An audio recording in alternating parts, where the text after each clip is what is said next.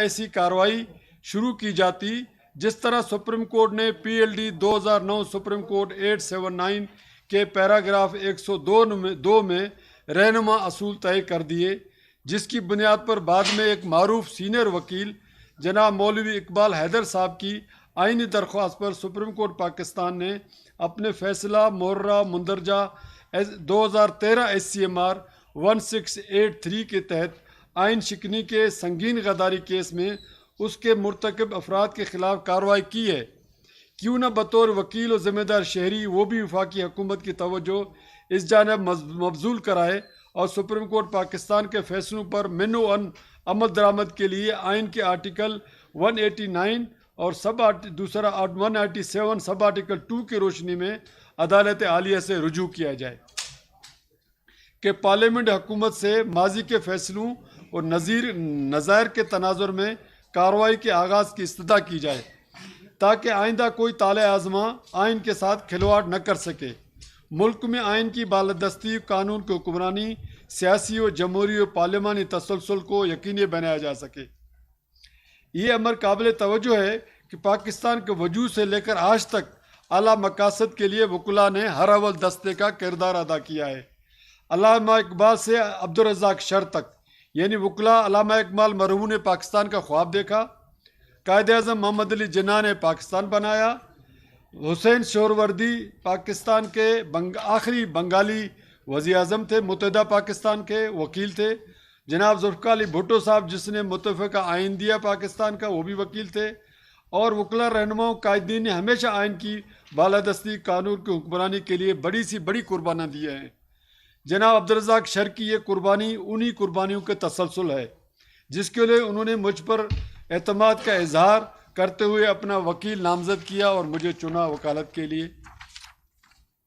तब मैंने उनकी ख्वाहिश और एतमाद का एहतराम करते हुए उनके एक ख्वाहिश की तकमील में साबिक वज़ीर आज़म जनाब इमरान अहमद ख़ान नियाज़ी के ख़िलाफ़ आइन के आर्टिकल 5 और 6 से रूगर्दानी के काबिल सज़ा संगीन गद्दारी के कानून के तहत कार्रवाई के आगाज़ के लिए आइनी दरख्वास्त बलूचिस्तान हाई कोर्ट में दाखिल की, जो 9/5/2023 को इब्तदाई समाअत के लिए डिवीज़न बेंच के सामने मुकर्रर हुई, जिस कार्रवाई से आप बखूबी आगाह हैं, जिसके अंदर इमरान खान साहब समेत वफाकी और पाकिस्तान हुकूमत पाकिस्तान को नोटिस के साथ अटॉर्नी जनरल को भी मुआवनत के लिए तलब किया गया। आइंदा समाअत 29 मई 2023 को वफाक के नुमाइंदे एडिशनल अटॉर्नी जनरल ने अदालत से 1 हफ्ते का जवाब के लिए वक्त मांगा। अदालत आलिया ने उनकी दरख्वास्त मंजूर करते हुए 7 जून 2023 को आइंदा पेशी मुकर्रर की, जिस पर हुकूमत का मतलूबा जवाब दाखिल करने के लिए सरकारी वकुला ने पेशगी जवाब की बाबत हमें आगाही दे दी कि हमने जवाब तैयार करके रखा हुआ है, 7 तारीख को हमने जवाब देना है कि वो मज़ीद इल्तवा की बजाय वफाकी सेक्रेटरी कानून और वफाकी कौमी असम्बली के सेक्रेटरी का मुश्तरका जवाब पार्लियामेंट के फैसलों के रोशनी में अपना तैयार शुदा जवाब अदालत में दाखिल करेगी, जिसके मुमकिना नतायज अज़हर मिन शम्स थे। अब ये इसको आप अंडरलाइन करें, मुमकिना नतायज अज़हर मिन शम्स थे, यानी सरकार की तरफ से जो जवाब आने वाला था उसके नतायज वही हो सकते थे जो 2013 में SCMR 2013 सुप्रीम कोर्ट 1683 में थे, जिसके अंदर जनरल परवेज़ मुशर्रफ के ख़िलाफ़ कार्रवाई का आगाज़ हो गया था। ये वही जजमेंट है जिसमें मुशर्रफ साहब को फांसी की सज़ा हुई थी। तो ये को हमने नई बात नहीं की है, और जब जवाब आ जाता तो हाई कोर्ट ने कोई फ़ैसला नहीं देना था नया, उसने उसी को फॉलो करना था जो सुप्रीम कोर्ट ने कहा, और हाई कोर्ट ने आर्डर भी नहीं देना था। वो सिर्फ सुप्रीम कोर्ट के अंदर भी यही हुआ था, हुकूमत ने आकर कहा था जरिए हम कार्रवाई के लिए तैयार हैं।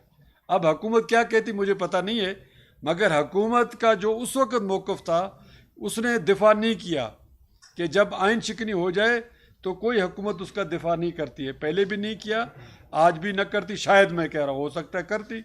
अब जवाब हमारे सामने नहीं था, मगर उसके जो मुमकिन नताइज थे कुछ भी हो सकते थे। तो ऐसे वक्त में शुमे किस्मत शहीद का एक ख्वाब अधूरा रह गया। एन उस फैसला कुन मरहले पर इस अहम मुकदमे की समाअत से एक दिन कबल उनकी ज़िंदगी की चुराग को गुल कर दिया गया। ऐसे हालात वाक़यात पस मंज़र, चलो मैं इस पर भी आपको वजाहत कर दूँ। खुदा न खास्ता वकील को कुछ हो जाए, केस ख़त्म नहीं होता है। अगर मुद्दई ख़त्म हो जाए तो केस अबेट हो जाता है। ये कानूनी मसला है। चलो मुझे मार देते ना, मेरे मारने से कोई केस ख़त्म नहीं होता कि और वकील आ जाता। केस ख़त्म करने का एक ही ज़रिया था, अस्तगफिरुल्लाह, अगर किसी ने किया हो। मैं नहीं कहता हूँ किसी केस की वजह से हुआ है, मैं टेक्निकल बात बता रहा हूँ। ये कभी भी ना मेरा इल्ज़ाम है, ना मेरी ख्वाहिश है, ना मेरी नीयत है, ना मैं ये चाहता हूँ किसी का इसके अंदर कोई अमल दखल हो। मगर जो टेक्निकल वजूहात हैं वो यही है। मुद्दई के साथ जो कुछ हुआ है उसकी वजूहात बाद में देखी जाएंगी, मगर वो टेक्निकली जो है जो बातें सामने आ रही हैं उसको अगर जोड़ा जाए तो इसका जो है एक नतीजा ये भी निकल सकता है, उस मुद्दई को इतनी बड़ी कुर्बानी देनी पड़ी अपनी जान की। अगर ये मसला है, अगर नहीं है तो अल्लाह करे ऐसा ना हो, मैं इसके लिए कोई दुआ गो नहीं हूँ। उनकी ज़िंदगी का चराग गुल कर दिया गया। ऐसे हालात वाक़यात पस मंज़र पेश मंज़र के मारूज़ी सूरत हाल में इन पर कातराना हमला बहुत सारे सवालात और शकूक शुबात को जन्म देता है, जो न सिर्फ सदमे का बायस तशवीशनाक और ख़तरनाक हैं, जिसके असरात के नताइज का मतलब कौमी सोच और आइन और कानून पर अमलदारी और एहतराम की ख्वाहिश और आरजू को कत्ल करना है। ऐसे मौके पर इनका कत्ल, जब वो अपनी कानूनी इस्तेहकाक की मंजिल से एक कदम दूर थे, उनको रास्ते से हटाए जाना एक गुंजलक काबिल गौर तवज्जो समेत एक गहरी साजिश पेशगी मनसूबाबंदी का पेश खमा भी हो सकता है। चूँकि वक़ुआ के चश्मदीद गवाह सामने नहीं आए, ऐसी सूरत हाल में पुलिस का फ़र्ज़ बनता है वो इस कत्ल का जल्द सुराग लगाए और हकीकी और असली कातिलों समेत इस सानहे के पीछे मुमकिन वजूहात चाहे कुछ भी क्यों न हों, मगर इसके मारूजी मकासद व फ़वाइद को इस वाक़े से अलग करना मुश्किल है। इसलिए इस पस मंज़र के साथ वक़ुओं के पीछे महरक़ात को नज़रअंदाज किए बगैर इस केस की बारीक बीनी से तफ्तीश की ज़रूरत है। ऐसे हालात में जब वर्षा पर खौफ का साया माजी का तलख ख़ानदानी कबायली इलाकाई परेशानियों उनके गम में इजाफे का सबब बनी हुई हैं, इस तशवीशनाक नाजुक सूरत हाल में मुआशरा, रियासत, हुकूमत समेत बार और वकला का फ़र्ज़ बनता है वो एक फ़र्जनाज शख्स व कानून और आइन की अमलदारी की ख्वाहिश रखने वाले जुर्रतमंद ज़ीरक वकील की मदद दिफा के लिए रज़ारकाना तौर पर आगे आएँ। इस दर्दनाक साने को सिर्फ फ़र्द वाहिद या ख़ानदान का नुकसान न समझा जाए, इस गम को पूरी कौम महसूस करे और इस अमल के ख़िलाफ़ गम व गुस्सा और मज़म्मत का इजहार करे। जिस भयानक वाक़े ने एक और गमनाक अंदोनाक वाक़या उनके ख़ानदान के ऊपर मज़ीद क़यामत ढाने का सबब बना है। ऐसे हालात में मैं हुकूमत से मुतालबा करता हूँ, जहाँ इस केस की तरजीही बुनियाद पर तफ्तीश आला सलाहियतों के हामिल और जदीद साइंटिफिक मुश्तरका तफ्तीशी टीम GIT के ज़रिए तहक़ीक़ात की जाएँ, या हाई कोर्ट के जज के जुडिशल कमीशन के ज़रिए इसके असबाब व महरक़ात का वजूहात का पता चलाया जाए और मुल्ज़मान को जल्द अदालत के कटहरे में खड़ा करके करार वाकई सज़ा दी जाए। वहाँ वर्षा को भी फौरी तौर पर माली इमदाद फराहम की जाए। वो अपने ख़ानदान के वाहिद कफ़ील थे। उनके बच्चों को आला तालीम और रोज़गार के मौक़े सरकारी सतह मुफ्त फराहम की जाए। उनकी जान और माल की हिफाजत को यकीनी बनाया जाए ताकि आइंदा किसी को उनके ख़ानदान को गज़न पहुँचाने का मौका न मिले। आज करनानी साहब FIR दर्ज की गई है, आप समझते हैं कि दुरुस्त फैसला था उसको साहबजादे की तरफ से उसकी मुद्दत में दर्ज की गई? देखें, जो FIR मैंने पढ़ा है, ये जो टेक्निकल बातें हैं शायद आप लोग इसमें न समझते हों टेक्निकल चीज़ों को। FIR तो ये नहीं कि एक शख्स कत्ल है, चाहे कोई उसका ऐनी गवाह हो या न हो। FIR बोलते हैं किसी वक़ुआ के इतला देना। बेटे ने इस वक़ुआ की इतला दी है और उसने वो वजूहात बताई हैं, क्या क्या वजूहात हो सकती हैं, क्योंकि उसके अंदर कोई कातिल किसी ने पहचाना नहीं, वो नामालूम थे। तो उन वजूहात में ये तफ्तीश का तरीका है। चूँकि मैं ख़ुद एडवोकेट जनरल रहा हूँ, तो जब मैं उस वक़्त प्रोसिक्यूटर जनरल नहीं होता था, मैं एडवोकेट जनरल था, तो जो इन्वेस्टिगेशन टीमें आती थी DIG के सतह पर, IG सतह तक भी बात होती थी, तो वो हमें ये बताते जब इस किस्म का वक़ुआ हो, जो डेड इंसिडेंट हो या ब्लाइंड इंसिडेंट हो, जिसका कोई सामने पता न चले किसने किया है, तो हम लोग अपनी तरफ से 10 सिनेरियो पेश करते हैं। भाई ये मजहबी हो सकता है, कबायली हो सकता है, ख़ानदानी हो सकता है, जायदाद का तनाज़ा हो, ये हम मुख्तलिफ रखते हैं। तो उनमें से एक लामाला कल पेशी थी 7 को और 6 को वक़ुआ हुआ है। उनमें से एक वजह जो मैंने FIR में पढ़ा एक वजह है। उनकी तरफ से ये नहीं है कि फलाने ने कत्ल किया है, कत्ल तो उन्होंने किया है जिन्होंने कत्ल किया है, कत्ल करने वाले तो वही हैं। और ये जो इन्वेस्टिगेशन, ये इन्वेस्टिगेशन का हिस्सा है कि जब कोई चीज़, या तो कोई बंदा आके कहे जी फलाना बंदा था, मैंने देखा है और फलाने ने मारा है, जब वो पकड़ा जाएगा तो पता चलेगा जी उसके पीछे क्या मोटिव है। अब तक कुछ पता नहीं है। तो फौरी तौर पर जो सामने आती है बात, जिसका मैं भी इजहार कर रहा हूँ कि 6 तारीख को वक़ूआ हुआ है, 7 को जो मैंने इसके अंदर आपको बताया, सवाल के अंदर ही मैं खुद ही बता रहा हूँ कि जो मकासद और जो मैंने बताया ना इस फवायद, इसको पहले मैंने आपको बताया कि टाइमिंग इज़ द एसेंस। जो टाइमिंग की एसेंस है उसका अभी मिसाल मैं दूँ, आप लोग माशाल्लाह खुद समझदार हैं। अब लियाकत अली खान वज़ीर आज़म है, पाकिस्तान की सबसे बड़ी शख्सियत है, और वो शहीद होता है लियाकत बाग में। बज़ाहिर तो ये कि किसी ने मार दिया अकबर ने, भाई अकबर का क्या हो सकता है, क्यों मारा, अभी तक किसी को पता नहीं है। मगर ये पता है सबको कि उस वक्त अमरीकी कैंप को छोड़कर वो रूस जा रहे थे। अब ये हो गए मकासद, टाइमिंग यही था कि उसको उधर से रोका जाए और उसको मार दिया जाए। मोहतरमा बेनज़ीर भुट्टो, उसका क्या था, कत्ल तो हो गया, सबको पता है किसी ने कत्ल किया है, इल्ज़ामात भी हैं, सब कुछ है, नामजद भी हैं, मगर टाइमिंग क्या था, इलेक्शन हो रहे थे, मकासद थे, फ़वाइद किसको हुए वो बाद में ही बात क्या, किसी ने उस फ़ायदा उठाया नहीं उठाया, मगर मकासद और फ़वाइद जो है जुर्म से जुड़े होते हैं। मैं अभी अभी अभी नवाब बुगटी का बताऊं। नवाब बुगटी वज़ीर आला भी रहा, गवर्नर, वफा के वज़ीर, सब कुछ। आखिर क्या वजह है कि उन्होंने उसको शहीद किया? इसलिए कि बलूचिस्तान कैप्चर था, उनके वसाइल का मसला था, लोग अपने दिफा कर रहे थे वसाइल के लिए। नतीजा ये कि आज वसाइल को हड़प किया जा रहा है आपके सामने। तो आज नवाब बुगटी नहीं है तो हर बंदा जो है गिद्ध की तरह लूट रहा है बलूचिस्तान को। तो ये मकासद अहम होते हैं किसी जुर्म के पीछे। हाँ, कबायली दुश्मनी हो गए, मजहबी दुश्मनी हो गई, सामने नज़र आता है। जब तक इस वाक़े की सही तफ्तीश नहीं होगी ये शकूक शुबात उभरते रहेंगे। इसलिए हम कहते हैं इन शकूक शुबात को दूर किया जाए। इसके लिए हाई कोर्ट का जज जो है इंडिपेंडेंट इसकी इंक्वायरी करे या ज्वाइंट तफ्तीश किया जाए, सिर्फ पुलिस पर न छोड़ा जाए। मुख्तलिफ जो है जो टीमें होती हैं ज्वाइंट, वो मिलकर कोशिश करें साइंटिफिक तरीके से, ताकि असल तह तक पहुंचा जाए। इसको लावारिस न समझा जाए, बस कबायली दुश्मनी है, किसी ने मार दिया। हमारे जिस कत्ल को आपने ज़ाया करना हो उसको कबालियत का नाम दे दो, बस वो ज़ाया हो गया। भाई अगर कबीले ने भी किया है तो क्यों किया है, कैसे किया है, इस वजूहत तो सामने आनी चाहिए। मैं तो ये कह रहा हूँ। अच्छा मौलाना साहब, यहाँ पे एक और कंफ्यूजन सामने आ रही है। आपने जिस तरह कहा कि अगर मुद्दई मुकदमा डेड हो जाता है तो केस बिल्कुल डेड रहता है, तो अब ये केस किस तरह आगे रन करेगा? दूसरी बात ये कि अता तारर ने फौरन एक इमरान खान का नाम दिया, क्या वो तफ्तीश को सबूताज करने की साजिश तो नहीं? नहीं, ये तो देखें प्रिजम्पशंस है ना। अभी एक वक़ूआ हुआ है और चूँकि आप लोगों ने इतना हाईलाइट किया इस केस को, मीडिया में आया, क्योंकि साबिक वज़ीर आज़म है उसका नाम आया, तो लामाला लोग एक्सपेक्ट कर रहे थे कि 7 तारीख को पेशी लगी है, हर के कान खड़े थे। अता तारड़ साहब भी हुकूमत का हिस्सा हैं, जो जवाब आना था अता तारड़ को भी पता था क्या है, हमें तो पता नहीं है क्योंकि उस जवाब के अंदर क्या लिखा है, मगर 7 तारीख को उन्होंने जवाब देना था। अता तारड़ अगर उस सेंस में कह रहे हो कि हमारा जवाब आ रहा है और उसके नताइज क्या होंगे, इससे पहले वक़ूआ हुआ, ये उनका अपना प्रिजम्पशन है। मुझे पता नहीं, तफ्तीश इससे मुतासर नहीं होगी। ये तो कोई फाइनल तो नहीं कहा है उसके बेटे ने भी कि इसने मारा है। उसने तो, मैंने बताया 10 सिनेरियो बनते हैं जो इस वक़ूआ के बारे में पता न हो तो अज खुद आप इमेजिन करते हैं कि ये हो सकता है, उनमें से एक ये है, लाजमी नहीं कि यही है। ये तो इसलिए तो मैं अभी आज आपके सामने डिमांड कर रहा हूँ, भाई इस कन्फ्यूजन को ख़त्म करो। कोई भी है, मैं किसी का नाम नहीं ले रहा हूँ, मैं तो कहता हूँ पता चलना चाहिए बिहाइंड मोटिव क्या है। मारने वाला तो किसी को आजकल तो अल्लाह माफ़ करे पैसे दे दो कोई मार देता है। कबाइल वाले तो ये होते हैं अपनी दुश्मनी मारते हैं, आजकल पैसों में भी लोग मारते हैं। वो मारने वाला तो क्या बंदूक है, बंदूक मुजरम तो नहीं है ना, मैन बिहाइंड द गन। अब वो आप बंदूक को सजा देते, मारा तो बंदूक ने है, ये पिस्तौल ने है। आप पिस्तौल को कब्र में तो नहीं दफनाएंगे भाई, जिसने चलाया है तो चलाने वाला जो है उसका पता किया जाए वो कौन था।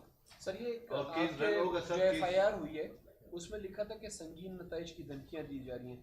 क्या शर साहब ने आपके साथ शेयर किया था कौन धमकियां दे रहा है और क्या मामला थे, इस तरह की कोई चीज़ शेयर की तो? और कोई पिटीशन भी? देखिए मेरा उसके बारे में कोई इस तरह की गुफ्तगू नहीं हुई, मगर वो ये ज़रूर कहते थे कि मुझसे लोगों ने शिकायत की है। अब वो शिकायत का जो ग्रेविटी है वो मुझे पता नहीं है कि वो धमकी के अंदाज में था या मोहब्बत में था या वैसे दोस्ती में था या ये क्योंकि कहते हैं कुरान शरीफ में है कि गवाही को नहीं छुपाओ, कुरान में है।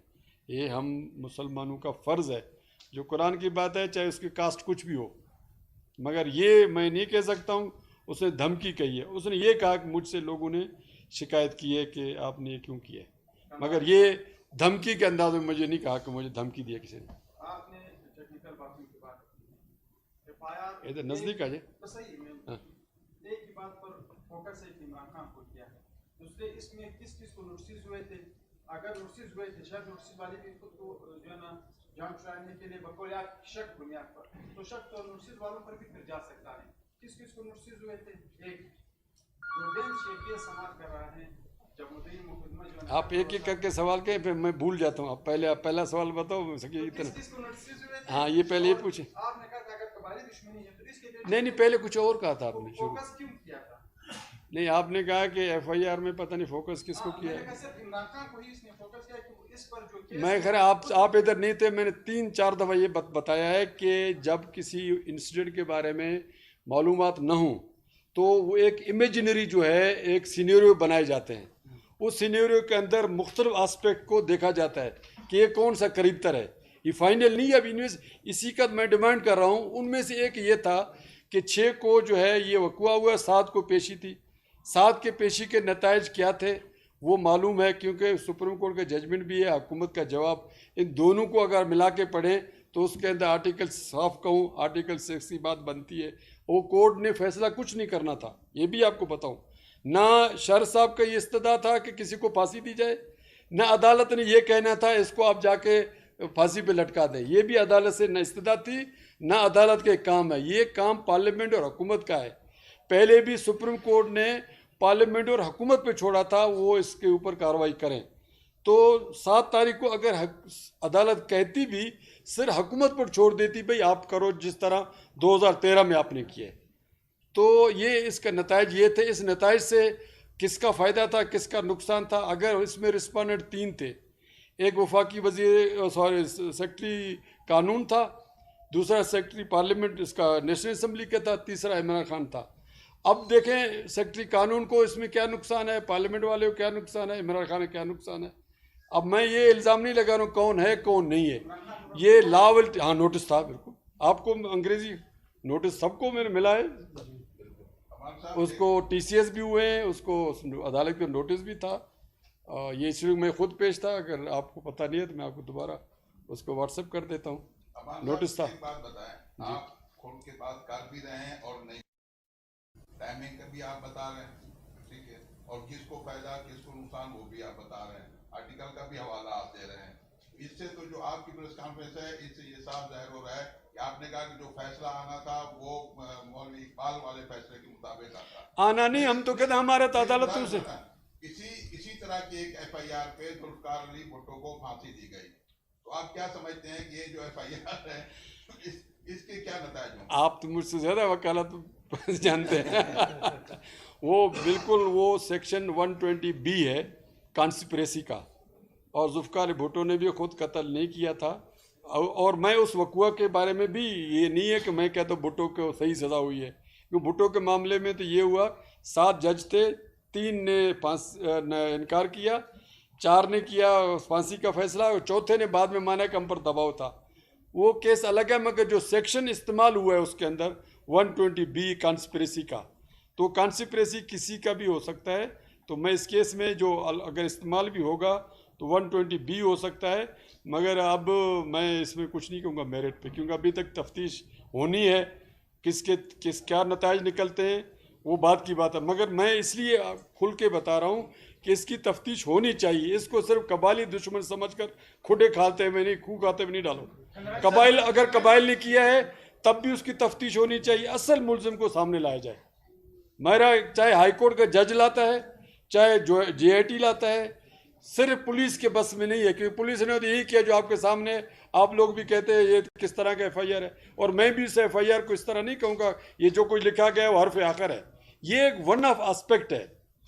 ये पुलिस का तरीका यही है कि जब मालूम ना हो तो कोई ना कोई केस को आगे बढ़ाने के लिए बात की जाती है।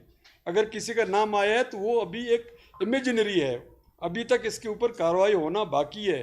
उसी का तो मैं डिमांड कर, बल्कि सबको कहना चाहिए, अगर किसी का नाम है तो उनको भी कहना चाहिए भाई इसकी सही तफ्तीश होनी चाहिए। आपने यहाँ पे बड़ी सिनेरियो की भी बात की कि सिनेरियो भी बताए। अगर हम एक सिनेरियो बना कर दें आपको, एक बदमनी का वाकया हुआ, वारदात हुई, एक वकील को शहीद कर दिया गया, ये एक वाकया। और दूसरा आप कह रहे हैं कि 7 तारीख का जो हेयरिंग थी वो बहुत इंपॉर्टेंट थी, टाइमिंग इंपॉर्टेंट थी। तो इन दोनों में आपकी प्रेस कॉन्फ्रेंस का मकसद किस तरह पे, बदमनी की वारदात या टाइमिंग? देखिए मैंने तो बताया कि ग्रेविटी जो है बदमनी का तो ये होता है ना, किसी ने गाड़ी छीना हो, किसी ने उससे जेब से बटवा निकाला हो, मोबाइल छीना हो, इस तरह की बातें हो, फिर तो बदमनी के उसमें आता है।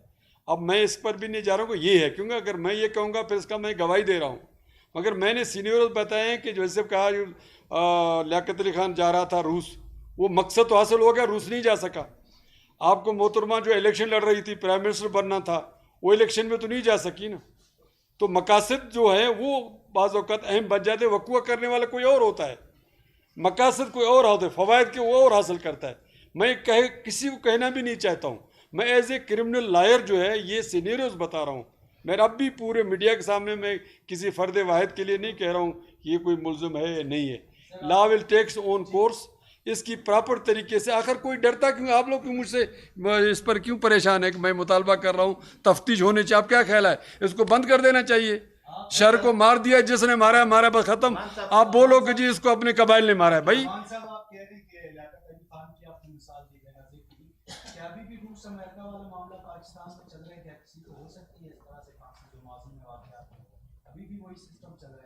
मुझे इल्म नहीं है कानून का में क्या है, क्योंकि ये अदालतों का काम है। कानून के मुताबिक सब कुछ होगा और होना चाहिए। तो मैं तो अभी कोई नहीं देख रहा हूँ किसी के साथ ज़्यादती, क्योंकि आइन भी है अल्हम्दुलिल्लाह और अदालतें भी हैं। यहाँ तो अदालतों में दूध और शहद की नहरें बहाई हुई हैं, वो भी आपको नज़र आ रही है। इस दूध और शहद के होते हुए आपको अभी तक कोई ख़तरा है किसी को कोई फांसी लगेगी? इधर तो गरीब गुरबा को फांसी लगेगी, गरीब अमीर आदमी तो 100 कत्ल करेगा भी उसको कुछ नहीं होगा, माजरत के साथ। ये एज ए शहरी मेरे सेंटिमेंट्स हैं। इधर इस मुल्क में ताकतवर सवाए जुल्फ़िकार अली भुट्टो के या नवाज शरीफ के, जिनके साथ जो हुआ बिस्किला सब दंदना के, या नवाब भुट्टी के साथ जो हुआ, बाकी सब दंदनाते फिर रहे। आपका जो बलूचिस्तान की पूरी हुकूमत है, बलूचिस्तान की पूरी काबीना है माजर के साथ, वफाक में जो कुछ हो रहा है, इस मुल्क में क्या है? आपके हमारे लिए क्या है? 22 करोड़ या 25 करोड़ अवाम के कोई हकूक महफूज है? हमें क्यों परेशानी क्यों? हम कहते हैं जी